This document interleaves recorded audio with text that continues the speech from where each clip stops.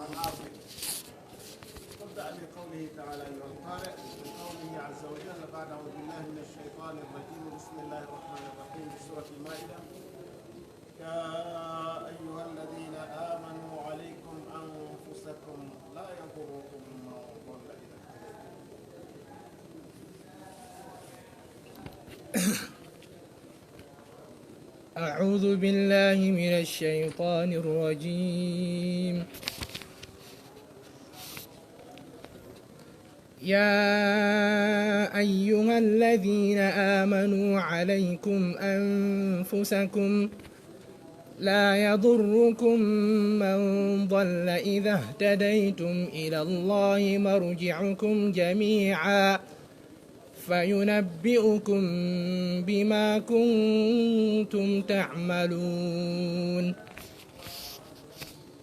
يا أيها الذين آمنوا شهادة بين أحدكم الموت حين الوصية اثنان ذوى عدل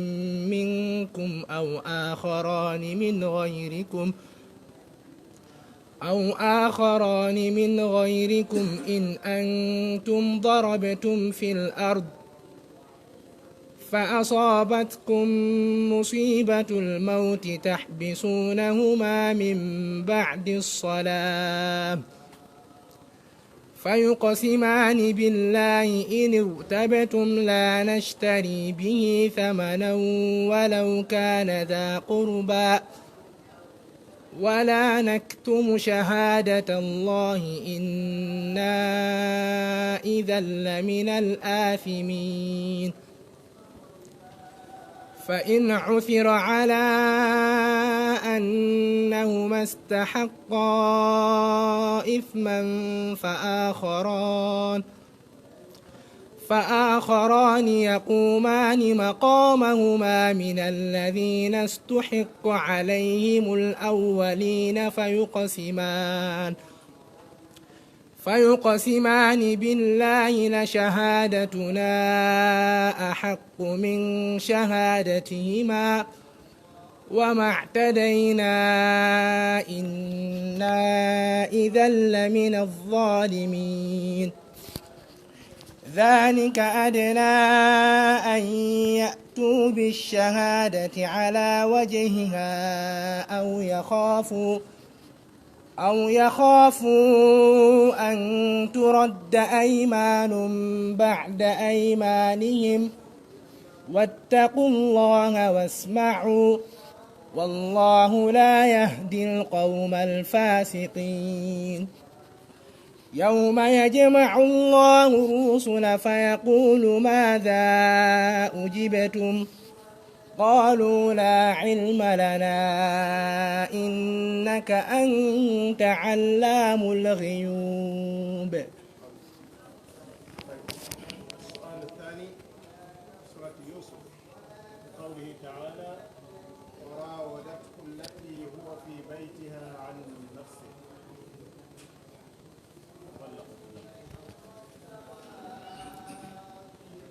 وراودته التي هو في بيتها عن نفسه وغلقت الأبواب وقالت هيت لك قال معاذ الله إنه ربي أحسن مثواي إنه لا يفلح الظالمون. ولقد همت به وهم بها لولا أن رأى برهان ربه كذلك لنصرف عنه السوء والفحشاء إنه من عبادنا المخلصين. واستبق الباب وقدت قميصه من دبر وألف يا سيدها لدى الباب قالت ما جزاء من أراد بأهلك سوءا إلا أن يسجن أو عذاب أليم. قال هي راودتني عن نفسي وشهد شاهد من أهلها إن كان قميصه قد من قبل فصدقت وهو من الكاذبين وإن كان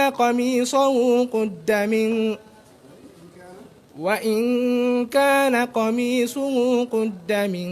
دبر فكذبت وهو من الصادقين فلما رأى قميصه قد من دبر قال إنه من كيدكن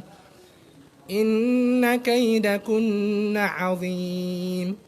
يوسف أعرض عن هذا واستغفري لذنبك إنك كنت من الخاطئين وقال نسوة في المدينة امرأة العزيز تراود فتاها عن نفسه قد شغفها حبا إنا لنراها في ضلال مبين. من قوله تعالى ولقد خلقنا الإنسان من سلالة من طين.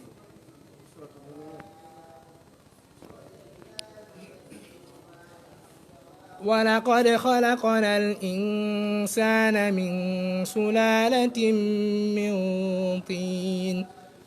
ثم جعلناه نطفة في قرار مكين ثم خلقنا النطفة علقة فخلقنا العلقة مضغة فخلقنا المضغة عظما فكسونا العظم لحما ثم أنشأناه خلقا آخر فتبارك الله أحسن الخالقين ثم إنكم بعد ذلك لميتون ثم إنكم يوم القيامة تبعثون ولقد خلقنا فوقكم 7 طرائق وما كنا عن الخلق غافلين وأنزلنا من السماء ماء بقدر فأسكناه في الأرض وإنا على ذهاب به لقادرون فأنشأنا لكم به جنات من نخيل وأعناب لكم فيها فواكه كثيرة ومنها تأكلون وشجرة تخرج من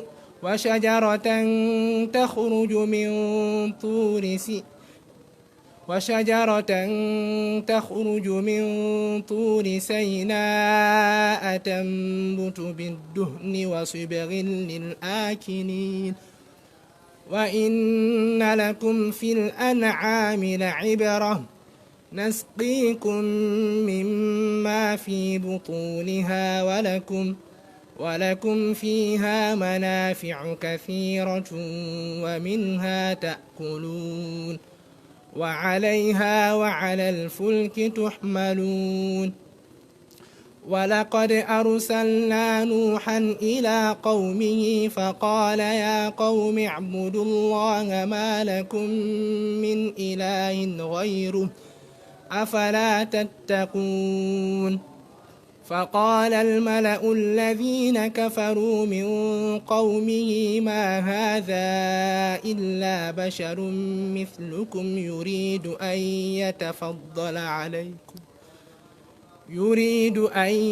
يتفضل عليكم ولو شاء الله لأنزل ملائكة ما سمعنا بهذا في آبائنا الأولين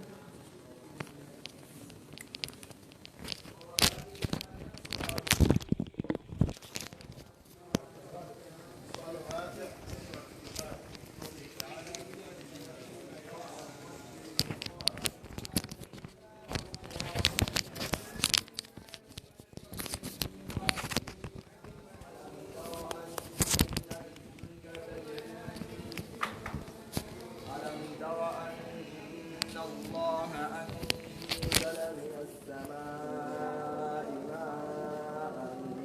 فتصبح الأرض مخضرة إن الله لطيف خبير له ما في السماوات وما في الأرض وإن الله لهو الغني الحميد ألم تر أن الله سخر لكم ما في الأرض والفلك تجري في البحر بأمره ويمسك السماء أن تقع على الأرض إلا بإذنه إن الله بالناس لرؤوف رحيم وهو الذي أحياكم ثم يميتكم ثم يحييكم ثم إليه ترجعون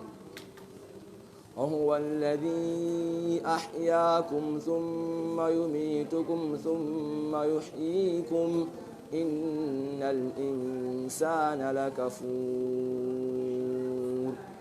لكل أمة جعلنا منسكا هم ناسكوه فلا ينازعنك في الأمر وادع إلى ربك إنك لعلى هدى مستقيم وإن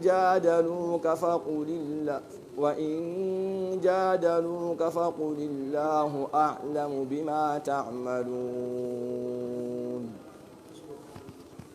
إن الذين كفروا بالذكر لما جاءهم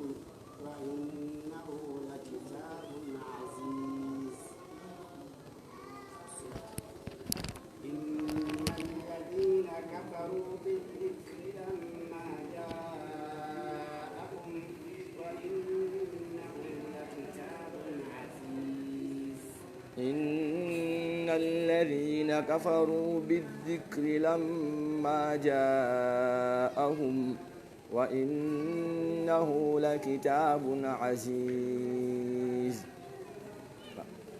لا يأتيه الباطل من بين يديه ولا من خلفه تنزيل من حكيم حميد ما يقال لك إلا ما قد قيل للرسل من قبلك إن ربك لذو مغفرة وذو عقاب أليم ولو جعلناه قرآنا أعجميا لقالوا لولا فصلت آياته أعجمي وعربي قل هو للذين آمنوا هدى وشفاء والذين لا يؤمنون في آذانهم وقر وهو عليهم عمى أولئك ينادون من مكان بعيد ولقد آتينا موسى الكتاب فاختلف فيه ولولا كلمة سبقت من ربك لقضي بينهم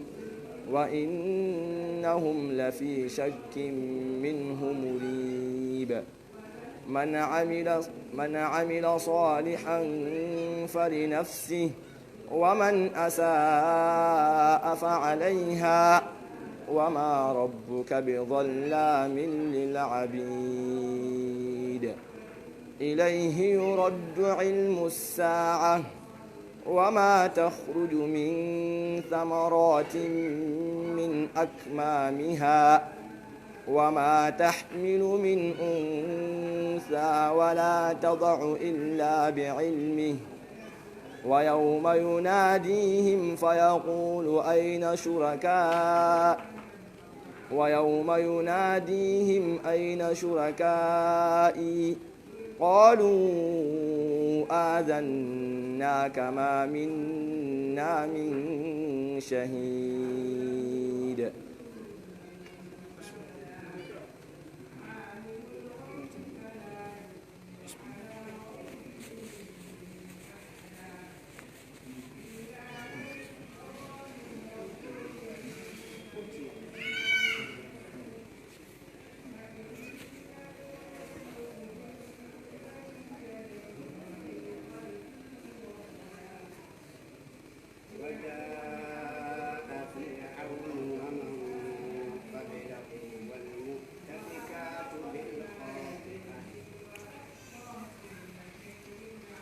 وجاء فرعون ومن قبله والمؤتفكات بالخاطئة فعصوا رسول ربهم فأخذهم أخذة رابية إنا لما طغى الماء حملناكم في الجارية لنجعلها لكم تذكرة وتعيها أذن واعية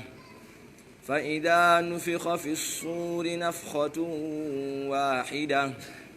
وحملت الأرض والجبال فدكتا دكة واحدة ويومئذ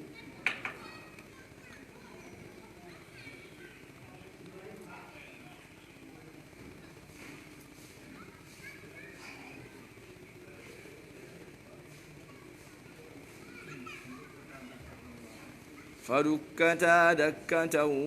واحدة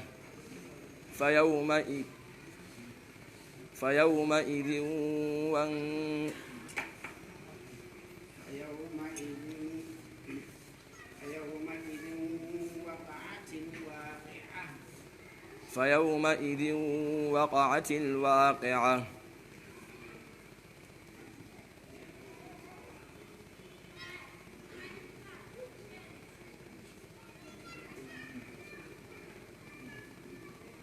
فدكتا دكة واحدة فيومئذ وقعت الواقعة وانشقت السماء فهي يومئذ واهية.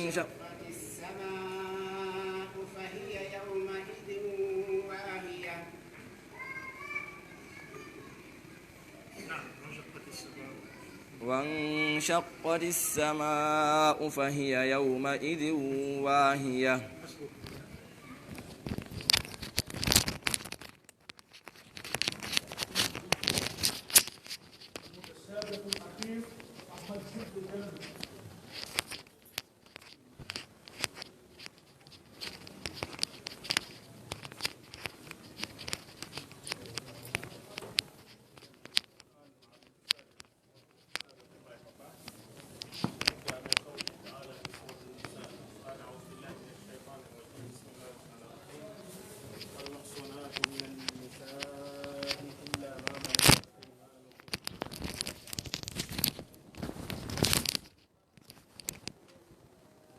أعوذ بالله من الشيطان الرجيم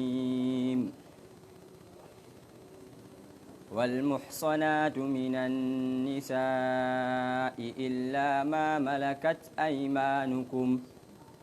كتاب الله عليكم وأحل لكم ما وراء ذلكم أن تبتغوا بأموالكم محسنين غير مسافحين فما استمتعتم به منهن فآتوهن أجورهن فريضة ولا جناح عليكم فيما تراضيتم به من بعد الفريضة إن الله كان عليما حكيما ينكح المحصنات الله أعلم بإيمانكم بعضكم من بعض فانكحوهن بإذن أهلهن وآتوهن أجورهن بالمعروف محصنات غير مسافحات ولا متخذات أخدان فإذا أحصن فإن أتين بفاحشة فعليهن نصف ما على المحصنات من العذاب ذلك لمن خشي الأعنة منكم وأن تصبروا خير لكم والله غفور رحيم يريد الله ليبين لكم ويهديكم سنن الذين من قبلكم ويتوب عليكم والله عليم حكيم.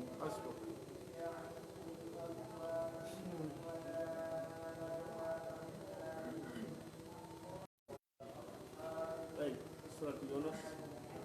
من قوله تعالى إن الذين حقت عليهم كلمة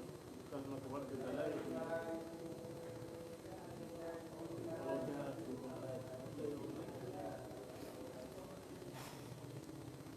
إن الذين حقت عليهم كلمة. أعوذ بالله من الشيطان الرجيم إن الذين حقت عليهم كلمة ربك لا يؤمنون ولو جاءتهم كل آية حتى يروا العذاب الأليم فلولا كانت قرية آمنت فنفعها إيمانها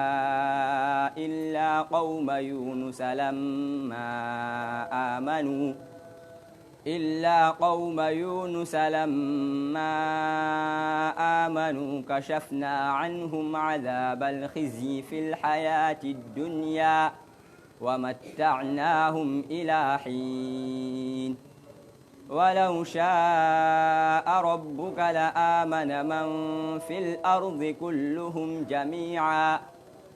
أفأنت تكره الناس حتى يكونوا مؤمنين وما كان لنفس أن تؤمن إلا بإذن الله ونجعل الرجس على الذين لا يعقلون قل انظروا ماذا في السماوات والأرض وما تغني الآيات والنذر عن قوم لا يؤمنون فهل ينتظرون إلا مثل أيام الذين خلوا من قبلهم قل فانتظروا إني معكم من المنتظرين ثم ننجي رسلنا والذين آمنوا كذلك حقا علينا ننجي المؤمنين قل يا أيها الناس إن كنتم في شك من ديني فلا أعبد الذين تعبدون من دون الله ولكن أعبد الله الذي يتوفاكم وأمرت أن أكون من المؤمنين وأن أقم وجهك للدين حنيفا ولا تكونن من المشركين ولا تدع من دون الله ما لا ينفعك ولا يضرك فإن فعلت فإنك إذا من الظالمين. السؤال الثالث بدأ من قوله تعالى في سورة مريم وخلف من بعدهم خلف أضاعوا الصلاة. فخلف من بعدهم خلف أضاعوا الصلاة واتبعوا الشهوات فسوف يلقون غيا إلا من تاب وآمن وعمل صالحا فأولئك يدخلون الجنة ولا يظلمون شيئا جنات عدن التي وعد الرحمن عباده بالغيب إنه كان وعده مأتيا لا يسمعون فيها لغوا إلا سلاما ولهم رزقهم فيها بكرة وعشيا تلك الجنة التي نورث من عبادنا من كان تقيا وما نتنزل إلا بأمر ربك له ما بين أيدينا وما خلفنا وما بين ذلك وما كان ربك نسيا رب السماوات والأرض وما بينهما فاعبده واصطبر لعبادته هل تعلم له سميا ويقول الإنسان أإذا ما مت لسوف أخرج حيا أولا يذكر الإنسان أنا خلقناه من قبل ولم يك شيئا فوربك لنحشرنهم والشياطين ثم لنحضرنهم حول جهنم جثيا. ابدأ من أول سورة الشورى. أعوذ بالله من الشيطان الرجيم بسم الله الرحمن الرحيم حميم عين سين قاف كذلك يوحى إليك وإلى الذين من قبلك الله العزيز الحكيم له ما في السماوات والأرض وهو العلي العظيم تكاد السماوات ينفطرن من فوقهن والملائكة يسبحون بحمد ربهم ويستغفرون لمن في الأرض ألا إن الله هو الغفور الرحيم والذين اتخذوا من دونه أولياء فالله هو الولي وهو يحيي والذين اتخذوا من دونه أولياء الله حفيظ عليهم وما أنت عليهم بوكيل وكذلك أوحينا إليك قرآنا عربيا لتنذر أم القرى ومن حولها وتنذر يوم الجمع لا ريب فيه فريق في الجنة وفريق في السعير ولو شاء الله لجعلكم أمة واحدة ولكن يدخل من يشاء في رحمته والظالمون ما لهم من ولي ولا نصير أم اتخذوا من دونه أولياء فالله هو الولي وهو يحيي الموتى وهو عليم.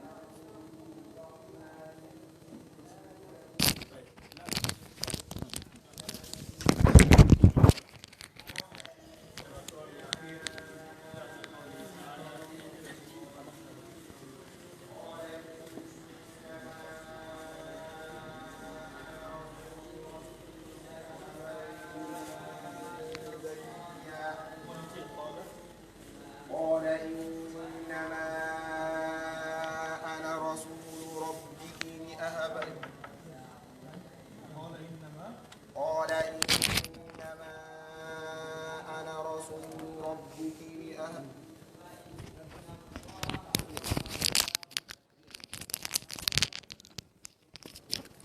قال إنما أنا رسول ربك لأهب لك غلاما زكيا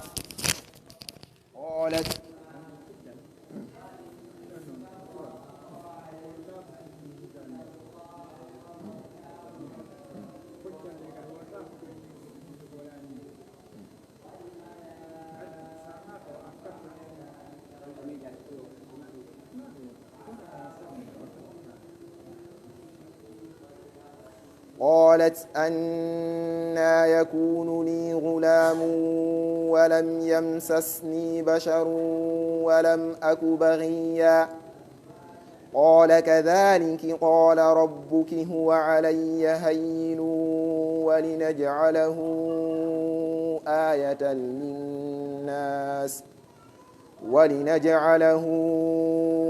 آية للناس ورحمة منا وكان أمرا مقضيا فحملته فانتبذت به مكانا قصيا فأجاءها المخاض إلى جذع النخلة قالت يا ليتني مت قبل هذا وكنت نسيا منسيا فناداها من تحتها ألا تحزني قد جعل ربك تحتك سريا وهزي إليك بجذع النخلة تساقط عليك رطبا جنيا فكلي واشربي وقري عينا فإما ترين من البشر أحدا فقولي إني نذرت للرحمن صوما فلن أكلم اليوم إنسيا فأتت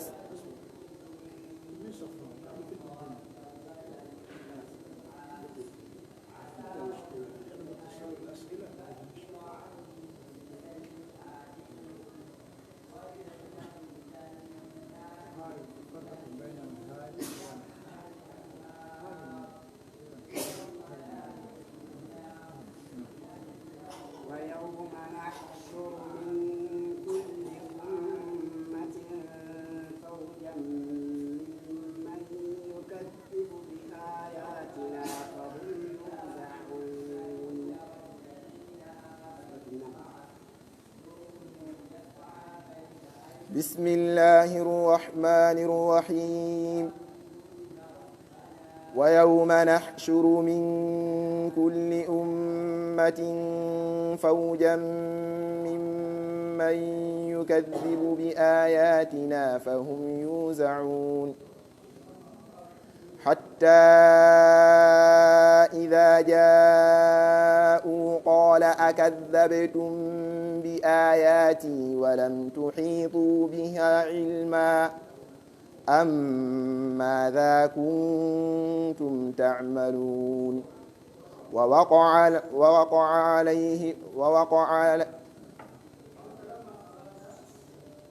ويوم نحشر من ولم تحيطوا بها أم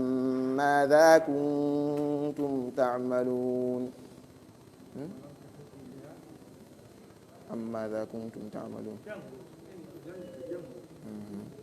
ولم تحيطوا بها أم ماذا كنتم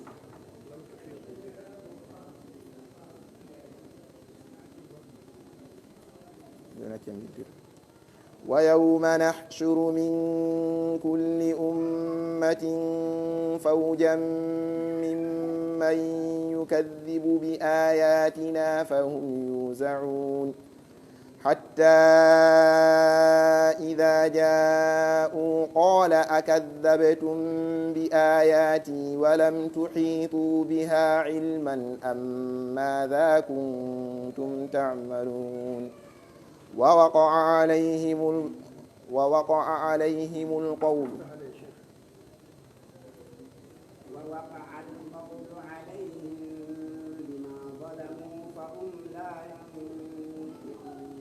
ووقع عليهم القول بما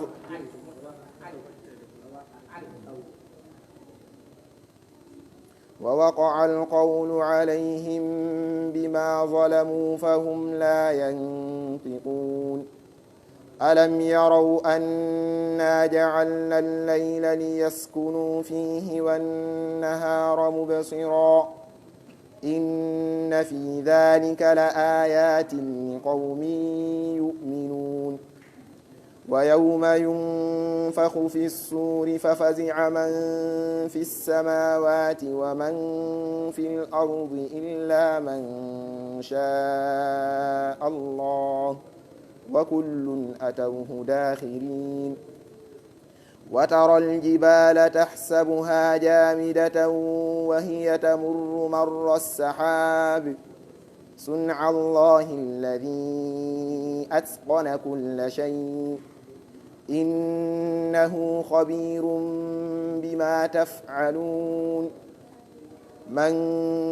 جاء بالحسنة فله خير منها وهم من فزع يومئذ آمنون ومن جاء بالسيئة فكبت وجوههم في النار هل تجزون إلا بما كنتم تعملون هل تجزون إلا ما كنتم تعملون إنما أمرت أن أعبد رب هذه البلدة الذي حرمها وله كل شيء وأمرت أن أكون من المسلمين وأن أتلو القرآن فمن اهتدى فإنما يهتدي لنفسه ومن ضل فقل إنما أنا من المنذرين وقل الحمد لله سيريكم آياته فتعرفونها وما ربك بغافل عما تعملون بسم الله الرحمن الرحيم ولمن خاف مقام ربه بسم الله الرحمن الرحيم ولمن خاف مقام ربه جنتان فبأي آلاء ربكما تكذبان كأنهن الياقوت والمرجان فبأي آلاء ربكما تكذبان هل جزاء ربكما تكذبان ومن دونهما جنتان فبأي آلاء ربكما تكذبان مدهامتان فبأي آلاء ربكما تكذبان فيهما عينان نضاختان فبأي آلاء ربكما تكذبان فيهما فاكهة ونخل ورمان فبأي آلاء ربكما تكذبان فيهن خيرات حسان فبأي آلاء ربكما تكذبان حور مقصورات في الخيام فبأي آلاء ربكما تكذبان لم يطمثهن إنس قبلهم ولا جان فبأي آلاء ربكما تكذبان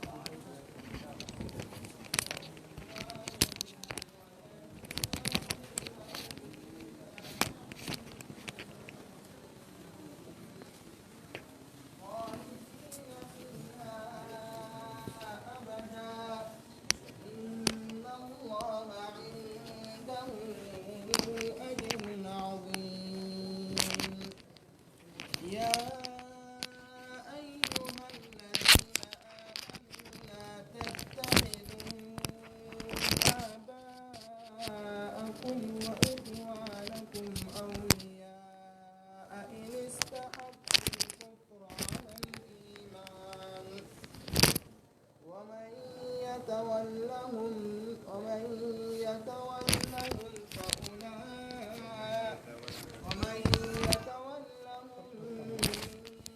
فأولئك هم الظالمون. ابدأ من أول سورة الإسراء.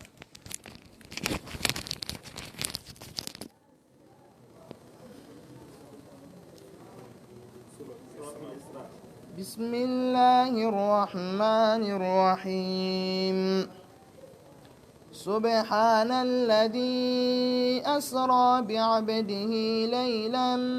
من المسجد الحرام إلى المسجد الأقصى الذي باركنا حوله لنريه من آياتنا إنه هو السميع العليم. إنه هو السميع البصير. وآتينا موسى الكتاب وجعلناه هدى لبني إسرائيل ألا تتخذوا من دوني وكيلا ذرية بعضها من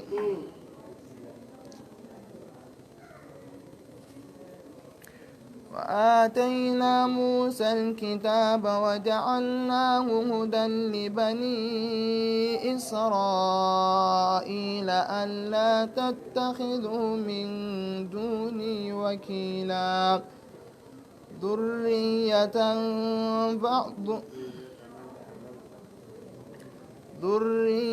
من حملنا مع نوح إنه كان عبدا شكورا. وقضينا إلى بني وكان وعدا مفعولا ثم رددنا لكم الكرة عليهم وأمددناكم بأموال وبنين وجعلناكم أكثر نفيرا.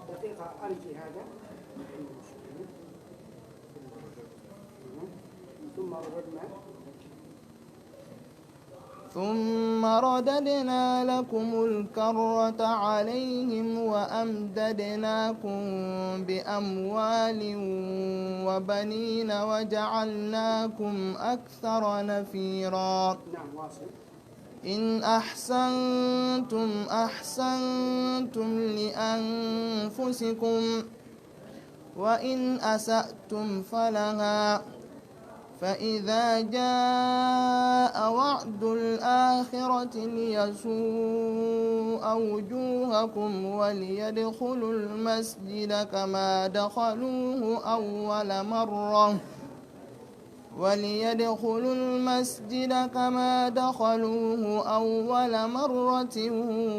وليتبروا ما علوا تتبيرا.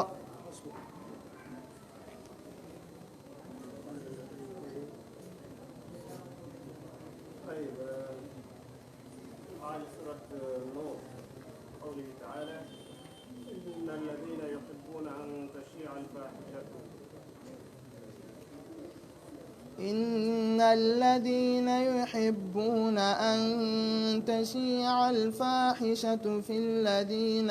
آمنوا إن الذين يحبون أن تشيع الفاحشة في الذين آمنوا لهم عذاب أليم في الدنيا والآخرة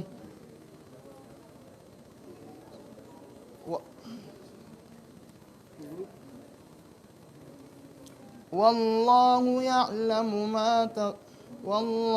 يعلم ما تصنعون. إن الذين يحبون أن تشيع الفاحشة في الذين آمنوا لهم عذاب أليم في الدنيا والآخرة والله يعلم وأنتم لا تعلمون.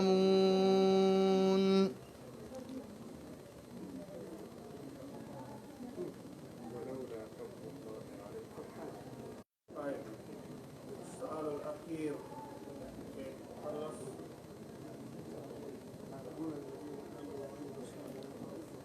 طيب في سورة الروم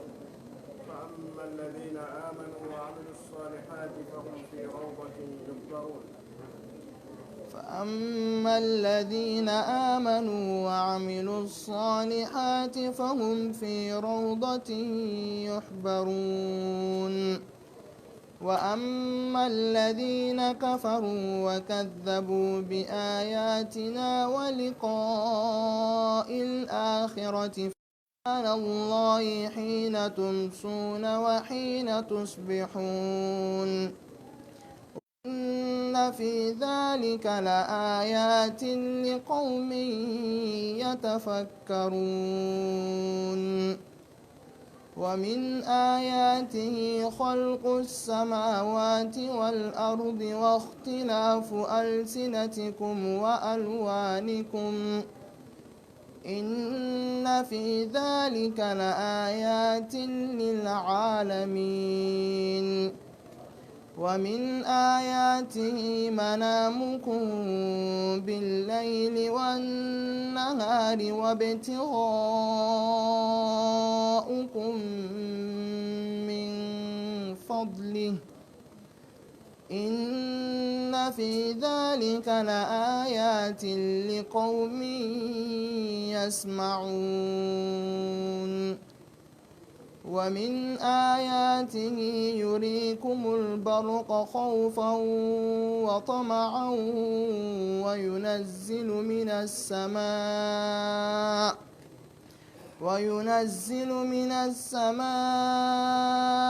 ماء فيحيي به الأرض بعد موتها وينزل من السماء ماء فأحيا به